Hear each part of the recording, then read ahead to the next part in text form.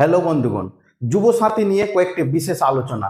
বন্ধুগণ, আজকের ভিডিওতে আমি আপনাদেরকে জানাবো যে আপনাদের যাদের অ্যাকাউন্ট নাম্বার ভুল হয়েছে এবং আইএফসি কোড ভুল হয়েছে আপনারা কিভাবে ঠিক করতে পারবেন, এবং যাদের এসএমএস তো চলে এসছে কিন্তু আপনাদের অ্যাকাউন্টে টাকা ঢুকছে না, তাছাড়া যারা রেজিস্ট্রেশন করতে পারেনি তাদের কি হবে, সেই সব বিষয় নিয়ে আজকের ভিডিওতে আমরা আলোচনা করব। তো বেশি দেরি না করে চলে শুরু করে যাক ভিডিওটা। তো বন্ধুগণ, সবচেয়ে প্রথম চলে আসছি ভুলদের ব্যাপার নিয়ে। বন্ধুগণ, যারা যারা ভুল করেছেন, অর্থাৎ আপনাদের কারো অ্যাকাউন্ট নাম্বার ভুল আছে, কারো আইএফসি কোড ভুল আছে, কেউ হয়তো মোবাইল নাম্বারটা ভুল দিয়েছে, তো বন্ধুগণ এইসব কারণের জন্য আপনাদের অ্যাকাউন্টে টাকা ঢুকেনি।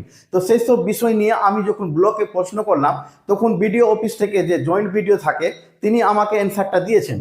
তিনি আমাকে জানিয়েছেন যে ভুল সংশোধনের ব্যাপারে সরকার কিন্তু কাজ চালাচ্ছে, এটা শীঘ্রই আপনাদের স্ট্যাটাস কিন্তু পরিবর্তন করা হবে। অর্থাৎ আপনারা যে অ্যাপের মাধ্যমে আবেদন করেছিলেন সেই অ্যাপটা খুব তাড়াতাড়ি খুলে দেওয়া হবে এবং সেখানে আপনারা কিন্তু কারেকশন করতে পারবেন।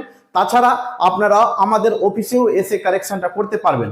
আর তিনি এখন জানালেন যে যেহেতু ভোট ঘোষণা হয়ে গেছে সেহেতু নতুন কিন্তু আপনারা ফর্ম এন্ট্রি করতে পারবেন না।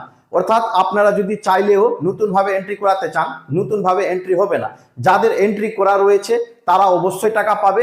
এবং তিনি আরও জানালেন যে তিনি প্রতিনিয়ত কিন্তু অ্যাকাউন্টে টাকাগুলো ক্রেডিট করা হচ্ছে, সেটা হয়তো কম অনুপাতে হচ্ছে, কারণ বেশি অনুপাতে মানুষের অ্যাকাউন্টে টাকাগুলো ছেড়ে দেওয়া হয়েছে, তাই অ্যাকাউন্টগুলোকে ভেরিফাই করার পর আপনাদের অ্যাকাউন্টে কিন্তু টাকাটা যাচ্ছে।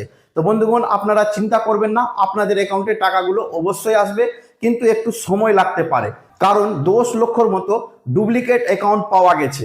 অর্থাৎ কেউ ডুপ্লিকেট ভাবে অ্যাকাউন্ট নাম্বার দিয়ে কাজ করেছে, কেউ ডুপ্লিকেট মার্কশিট সার্টিফিকেট দিয়ে কাজ করেছে, কেউ কি করেছে কম বয়স হয়েছে সেটাতেও অ্যাপ্লাই করে দিয়েছে বলে এরকম 10 লক্ষটা ধরা পড়েছে। তাদের গুলোকে ঠিক করা হচ্ছে এবং তাদের পার্মানেন্টলি ডিলিট করা হচ্ছে, এবং যারা নতুন আছে সেই কোটাটা কেটে তাদের মধ্যে অ্যাপ্রুভাল দিয়ে তাদের অ্যাকাউন্টে টাকাগুলো পাঠানো হচ্ছে। কিন্তু এটা একটু ধীর গতিতে হচ্ছে বন্ধুগণ, কারণ এটা ভোট ডিক্লেয়ার হয়ে গেছে বলে।